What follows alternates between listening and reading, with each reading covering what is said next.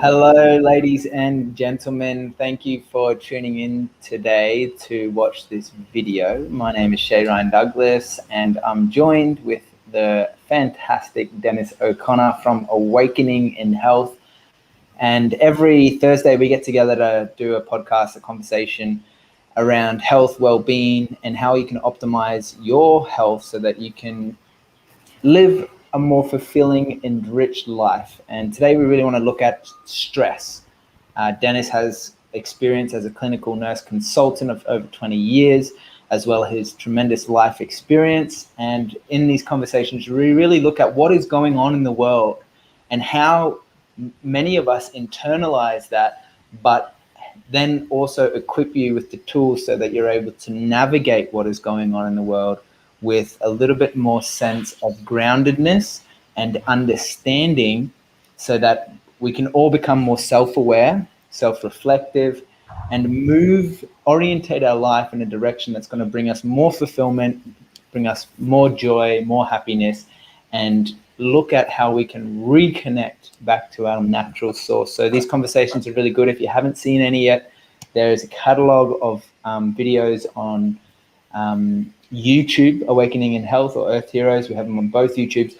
But if you want the uncensored, because some of these conversations around what's going on in the world really dive deep. And if you want to get the uncensored versions where we really open up the dialogue around the truth, our truth, and sharing our truth around how we are responding, what we're doing, and what we believe is going on, then I want to encourage you, just follow the link in the descriptions to join us on Earth Heroes TV, and where you'll join many other amazing doctors, scientists, yoga teachers, meditation experts, and a whole diverse range of people who are working towards making the world a better place through practicing, embodying the change within. And so, Dennis, thank you for joining me today. I'm really excited to dive into this conversation around stress. Based upon your life experience and the work that you've done as a nurse, what would you suggest are some of the main causes of stress in our modern lifestyle? And is it that big of a thing? Like, do you really think that a lot of people are stressed today, or everyone's just living a great life, cruisy, just doing the good things? Is this really a relevant conversation, and why? Absolutely a hugely relevant conversation, I think. And unfortunately, and this is always, we just had this chat, normally when we put on a stream like this, we'll have a little chat beforehand about how we take the conversation. And for anybody kind of looking in, it's tricky to try and keep a positive and kind of upbeat theme and be solution focused and be, I guess, not have this kind of depressing formula when we're talking about these things. So we're gonna try to do not quite the impossible, but do something very tough, which is, even though we're going to be digging around the domain of stress and things like suicide and whatnot, we really want to kind of, I guess, have a lighter and hopeful and optimistic discussion, as opposed to this, grim, negative kind of icky kind of discussion that it could turn into. So as much as possible, we'll try to be erring on the side of positivity if we can. And that sounds kind of funny, because what I'm going to say next sounds quite grim. So I think it answers your question that nearly everybody, especially in the Western world, is hugely affected by stress, and it's just absolutely everywhere. And I think part of how we can do something about it, whether we are clinicians working with people, whether we're family members, whether we are looking at our own stress and we want to try and help ourselves out, this is a two-part statement, and I say this quite a lot. Knowledge is power, but knowledge is only power if you do something with that knowledge. And this is where we have these conversations in order to try to, I guess, liberate a few ideas and to have some recognition for some of these ideas, to kind of open the gate for people to be able to do something about their stress.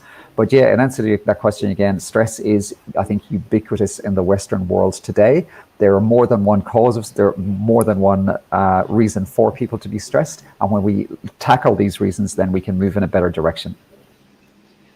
Yeah, good point that you make there, Dennis. Thanks for sharing that. And it seems, despite all of the modern technological advancements that we've made today in medicine, there is this overwhelming, statistically proven fact that, we are more stressed, more anxious, and more suicidal than we've ever been in the history of our human lifespan, as long as I've been alive anyway. And so we're going to pull up a couple of those statistics in a moment, but I'm really curious, Dennis, like with knowing, and particularly now over the last 12 months, with so much more changing, a lot of huge shifts are happening for a lot of people, and it is really becoming an increasingly challenging time for many people, financially, emotionally, physically even, and sometimes spiritually.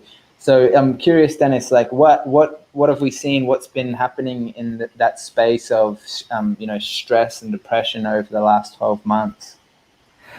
Well, when I kind of reflect on it, I can kind of, I guess, put myself into some of that situation. And when we do the kind of work that we do, or especially some of the stuff that I do, which is kind of helping people get through stress and get through anxiety and depression, you kind of have to do a lot of research on, I guess, unpleasant things. And obviously we have this pandemic stuff that's going on at the moment. We have lots of fear. We have this horrendous and terrible one-sided news system, social media system, which is just throwing all this kind of fear and panic at us. And for me, I find I get a little bit overwhelmed every so often. And I've always noticed with yourself, you certainly have very, very good mechanisms in place to, in spite of all this rubbish that's happening around us, to maintain positive and to maintain your healthiness, as do I. So I think that's kind of a big focus. And also in my job, when I was working in acute mental health, so that's the really serious side of mental health, I day in, day out for many years had to deal with people who were either going directly towards the brink of suicidality or at that point of suicidality. And in actual fact, to reverse that sometimes can be fairly straightforward. And just because it's straightforward doesn't mean to say it's easy. So when people kind of assume that straightforward stuff is really easy, that's a little bit inaccurate. And in fact, it can be quite hard work. But again, the components are always consistent. They remain the same. Yeah, thanks for sharing. And I'm just going to pull up this article that came through recently in New South Wales here in Australia through the Canberra Times, where they're suggesting that in January 2021, almost 30% higher than the last 12-month period of people taking their own lives. So that is a huge statistic. That's crazy to think that, more and more people are willing to take their own life. And of course, in this conversation, we want to talk about what's really going on in the world, what's relevant, but also we want to equip you guys. Dennis has great research in this area, great experience, and he's worked a long time in this field. And we want to offer you guys some of the solutions that are possible to implement so that, we don't have to live in this dystopian kind of world moving forward. And if we look through this article, what have we got here? Investment in suicide prevention services programs must continue, Mrs. Murray says. However, my question for you, Dennis, is, are we putting too much emphasis on these external organizations or these external charities and foundations to fix all of these deeper problems that are going on for the individuals to really go to that extreme length of taking their own lives? What does it take for us to overcome this, I would call it epidemic that we're experiencing around the high stress, high anxiety, high depression, high suicide rates in Australia currently? I'm going to answer that, and it's probably going to be a little bit contentious. And whilst the people who work in these NGOs and these organizations have the best intentions, unfortunately, the structure, to me, seems set up to keep people sick. And the other problem with it is it has this overwhelming focus on stress and anxiety and things like suicide being in your head.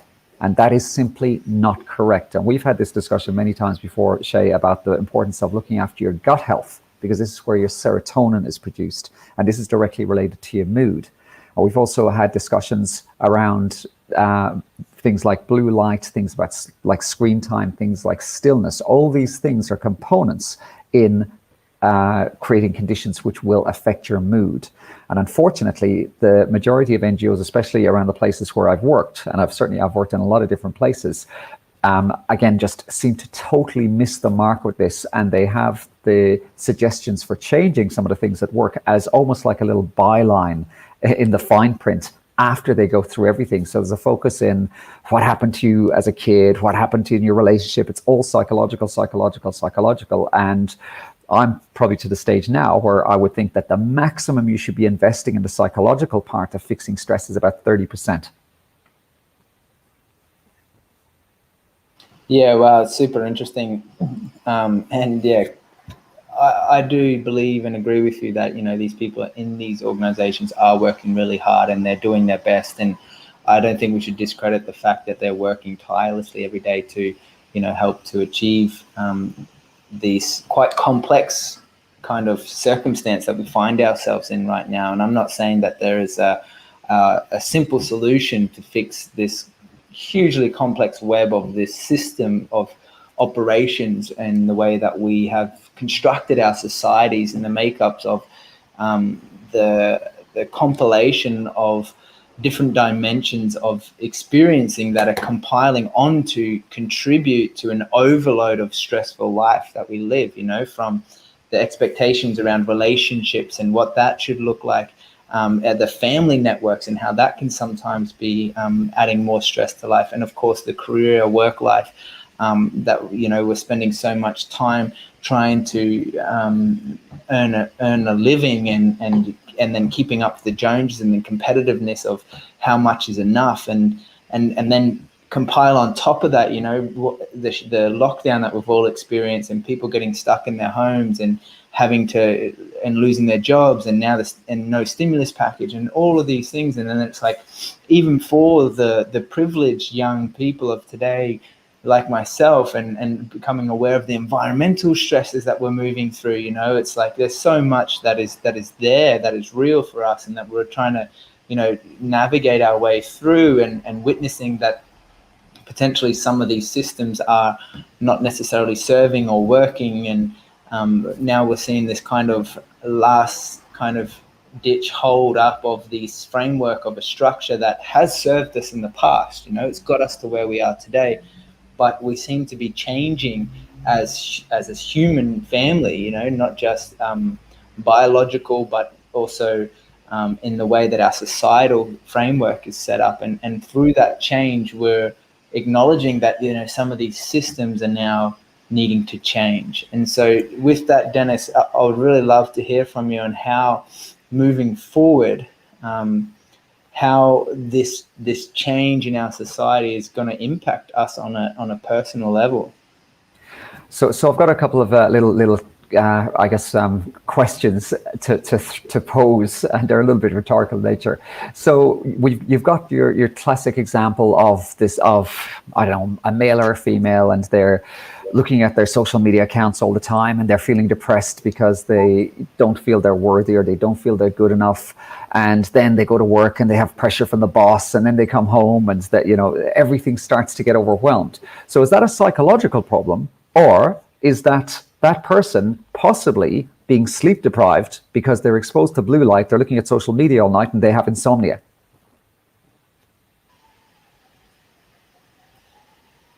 That's a great question. Yeah, I mean, there's so many little facets to it, and I love how you always bring it back to what we can do on an individual level to kind of reclaim more holistic approach to our lives, and focusing on the blue light, the diet, the movement, the exposure to EMFs and all of these things, reevaluating how we spend our time and who we spend our time with. Really, really important elements. Do you think that there's just so many people who are just getting stuck in that rut of, flicking through their phones all night? I know I have the tendency to sometimes do it, and I have to be very diligent and quite, harsh on myself to get off the computer or get off my phone and go to bed at a reasonable time. Don't look at the light, dim down the lights, put a candle on, and not engage in any screen activity after dinner. But I also get swindled away and stuck on the screens, and notice how that affects my day later. It's huge. So is there anything else? I mean, you spoke about the gut health and immunity, and really from that holistic approach, looking at our body. It's not a mental problem, but it's could be potentially a gut health interconnected and related issue going on. But I'm curious to hear your perspective on how that is all actually interconnected. Absolutely. And let's use that example again of the person who's really kind of feeling suicidal or depressed from just looking at the from apparently looking at her screen and being, sad about work, etc., etc. The stimulation that we get from blue light causes cortisol, and cortisol affects our blood sugars. And if your blood sugars are affected, it actually affects your food choices. And if you're making bad food choices, especially in the middle of the night or at odd times, they tend to be loaded with sugar, loaded with different sorts of chemicals because they're highly processed. That in turn affects your gut microbiome. And if you've got a shitty gut microbiome, you're not going to produce serotonin effectively. So if you have this physical bombardment of blue light, this very messed up gut, could you suggest that maybe these psychological problems are actually physical in nature, and that person might have a lot more resilience if they were able to tackle those problems? And what you just said about having candles on at night and just watching your screen time during the day, those were exactly the types of excellent strategies and interventions that I'm actually talking about. The other thing which I go on at length is essentially we have to have this idea that most of the food, if not all of it in some cases, is highly toxic, because it's covered in herbicides, it's covered in pesticides. We're eating the meat and the flesh of sick animals. We've got water is stagnant. It's got chemicals put in to kill the bacteria in the water, and these actually kill the bacteria in our stomach. So these toxicities are just bombarding us time and time and time again. And I'm pretty sure that a lot of our people who are presenting with very serious suicidality and mental health issues, there is a huge physical component to that.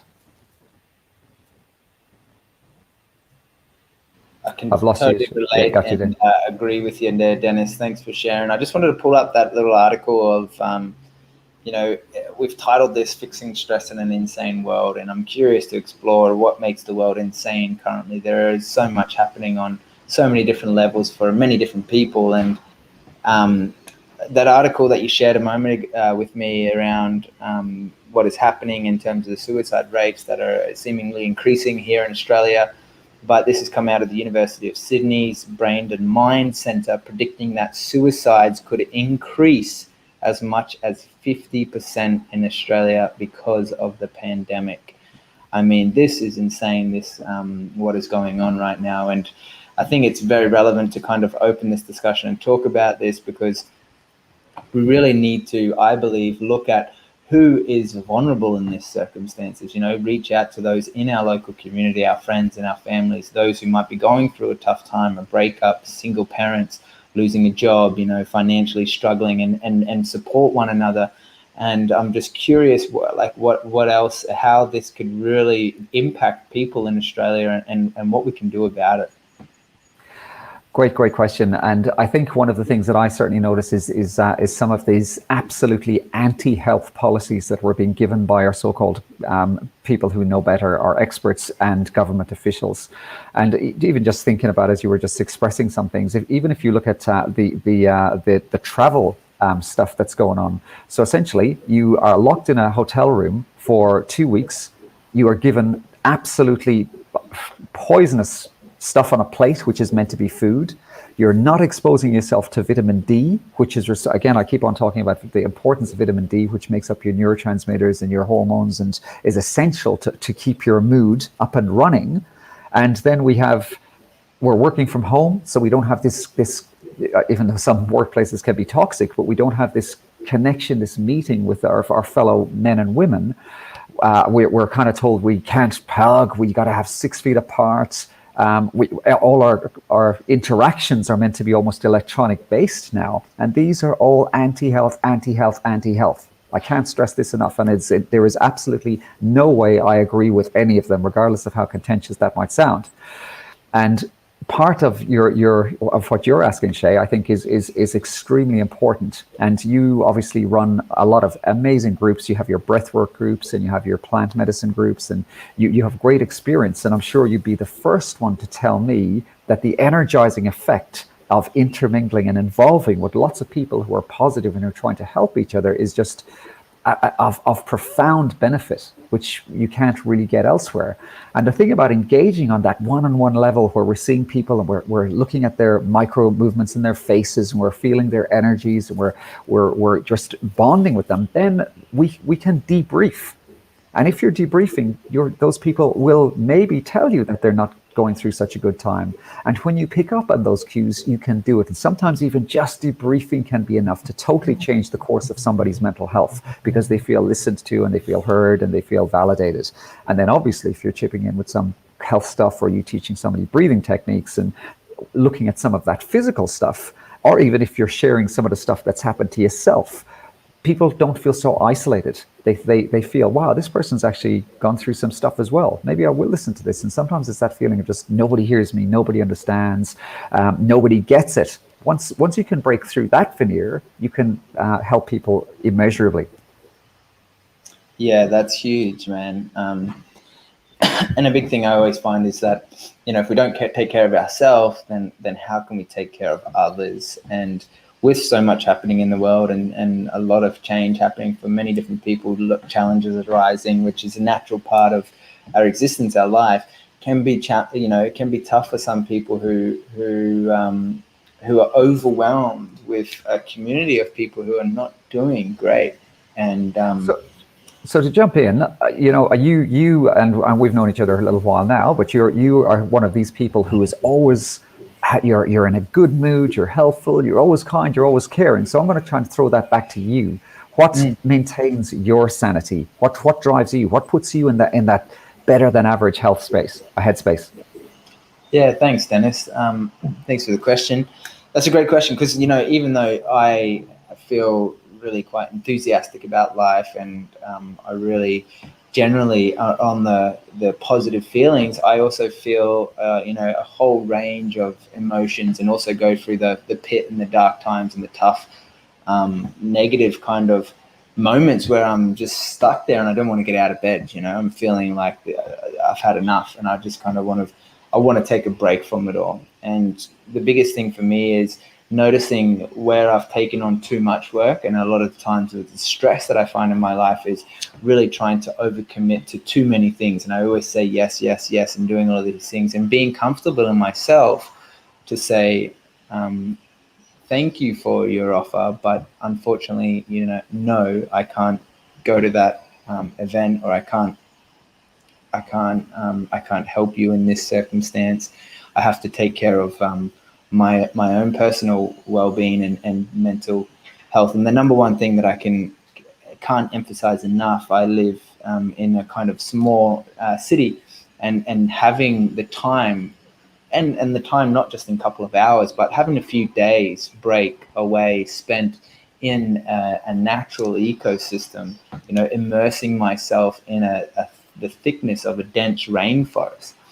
And I find that on my daily practice, going and spending, a few hours in the park and doing the breathing, doing the movement, doing the exercise, spending time in a natural environment like that is great. However, when I really truly unplug myself from the human society that we find ourselves, and really immerse for a couple of days at a time into an environment that is totally syntropic and natural in its original state, then I have this huge shift.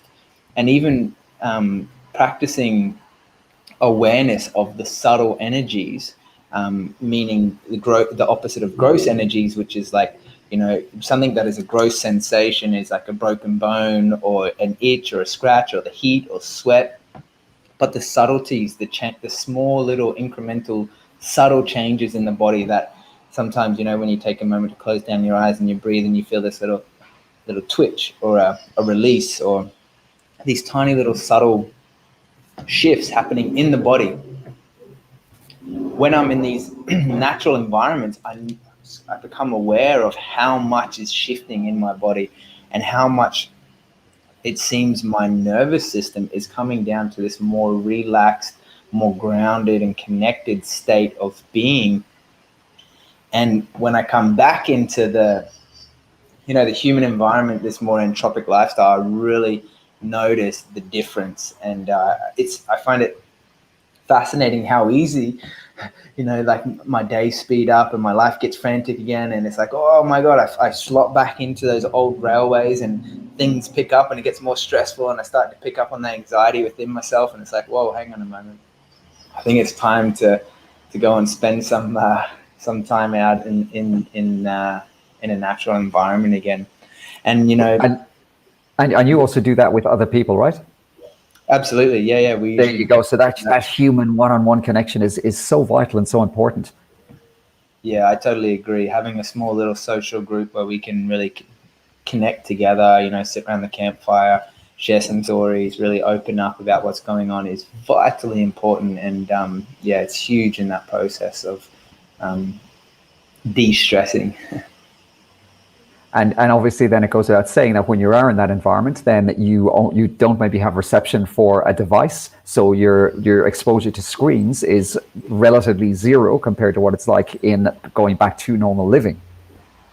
Absolutely, man. That is a huge one for me. Is I like to think that I have the ability to disconnect from this, but having the time out, having a few days away from my device, I realize, how addicted I am to it when I come back to it, checking it all the time, noticing all the pings and the pops and how much that affects me on a deeper level. And wow, it's so nice to not have that connection for a few days and just be totally present with the environment, not be preoccupied about what's going on with someone else and someone's trying to connect with me and all these things.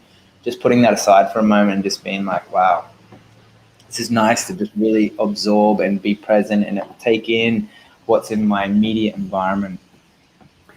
It's interesting because there's two components to I guess what we perceive as a good mood, and one of the components, as I always talk about, is serotonin. But the other component is a thing called dopamine, and dopamine is this hormone that we get stimulated when we have an addictive process going on.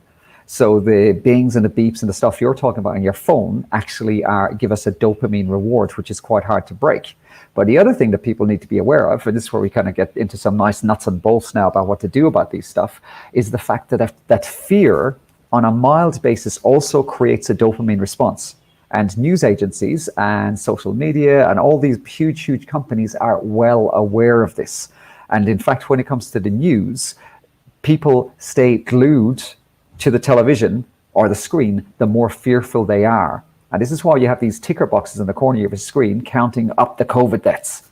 And this is why you have, the red lights and the flashing and the stories about people getting shot. And you'll have these obscure stories from all around the world of this guy getting shot in the head in Zimbabwe. And then you have huge positive stories that happen on your doorstep that never seem to make the light of day.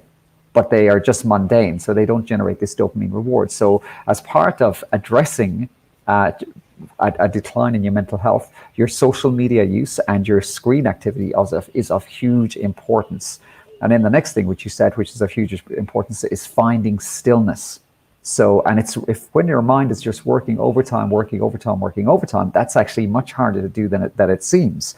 But again, you make a start, you accept that you might be shit at it, but you just continue to try and get better and better. And you look for slightly more longer periods of that stillness than you could achieve before, but you still have to persist. Then the next thing we talk about is obviously trying to eliminate toxicity from the things that we're putting into our stomach.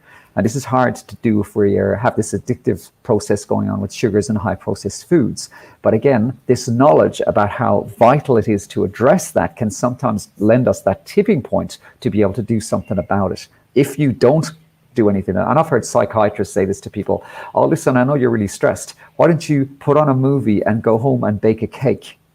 And I'm just going, are you fucking serious?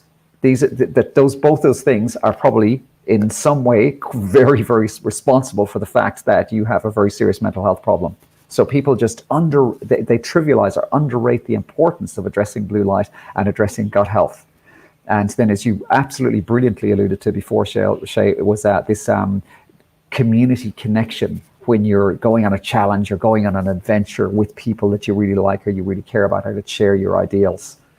So there are three little things. Another thing which I'll chuck into the little list there is put your phone on silent so it doesn't buzz and it doesn't beep. It's okay. Try and extend the times that you're doing this. Make it an hour, then make it 2 hours, then make it 3 hours, then make it 4. I probably have my phone on silent for about 3/4 of the day, and then I just check it periodically when I want. Another thing which I've shown you, Shay, and I've yet to see you do it, so I'm going to be trying pushing you on this a little bit more, is your phone has a grayscale mode.